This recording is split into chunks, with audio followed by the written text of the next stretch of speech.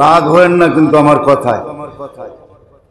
নূহ আলাইহিস সালামের সাথে আজরাইলের বন্ধুত্ব ছিল, তো পরায় সময় দেখা, দাউদ আলাইহিস সালামের সাথে পরায় সময় দেখা করতে আসতেন।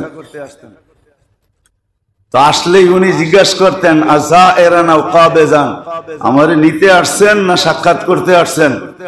তো একদিন আসার পরে জিজ্ঞাসা করছে, দেখতে আসছেন না সাক্ষাৎ করতে আসছেন, না আমাকে উঠায় নিতে আসছেন? সাক্ষাৎ করতে আসছি, কিন্তু একটা প্রশ্ন। বলছে, সেই প্রশ্ন কি? বলে, সামনে বসার যুবক তো আর কয়েক মিনিট আছে, আপনার মজলিস শেষ হবে, বাইরে যাবে, আমি ওকে উঠায় নিয়ে যাব। কিন্তু যুবক যখন বাহির হইতেছিল, গেটের থেকে বাহির হয়েছে, এক ভিক্ষুক এসে বলছে, আল্লাহর নামে কিছু দে।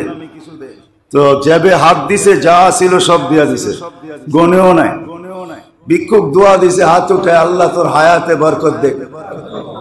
আল্লাহ মালাকুল মউতরে হুকুম পাঠাইছে, চলে আয়, নিতে হবে না।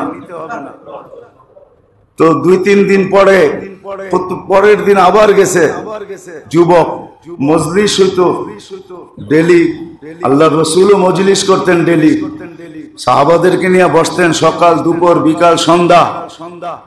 আখেরাতের কথা শুনাইতেন, জান্নাতের কথা শুনাইতেন, জীবন কিভাবে সুরক্ষিত করা যায় এটা শুনাইতেন। সাহাবায়ে কেরাম ওই মজলিস কখনো ছাড়তেন না, এটাই সোহবত।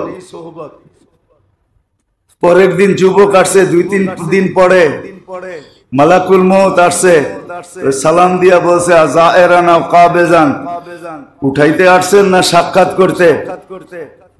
কাজে না, সাক্ষাৎ করতে আসছি। বলে, প্রশ্ন ওই দিন করছেন, আজকে আমি করি। বললেন, কয়েক মিনিট পরে যুবককে উঠে নিবেন, ও তো আজকেও আমার সামনে বসা। তো মালাকুল মউত বলে, এই প্রশ্ন তো আমি আল্লাহকেও করছিলাম। তা আল্লাহ জবাব দিছেন যে ভিক্ষুকে বলছিল যে আল্লাহ হায়াতে বরকত দিয়া দেন, আমি ভিক্ষুকের কথা ফেরত ফালাইতে পারি নাই, বরকত দিয়া দিছি। বলে, কতটুকু দিছেন? বলে, 6 টাকা দিছিল, আমি 60 বছর বাড়ায় দিছি।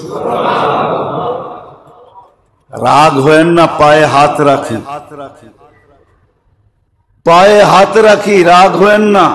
ইদা আহাব্বাল্লাহু আবদান, আল্লাহ যখন কাউকে ভালোবাসেন, কারো মঙ্গল চান, তো প্রয়োজনে আল্লাহদেরকে তাদের কাছে নিয়ে আসেন, নিয়ে এসে পরীক্ষা করেন।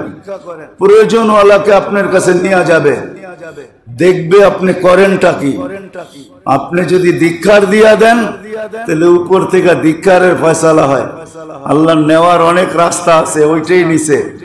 সবাই খাইলো, কার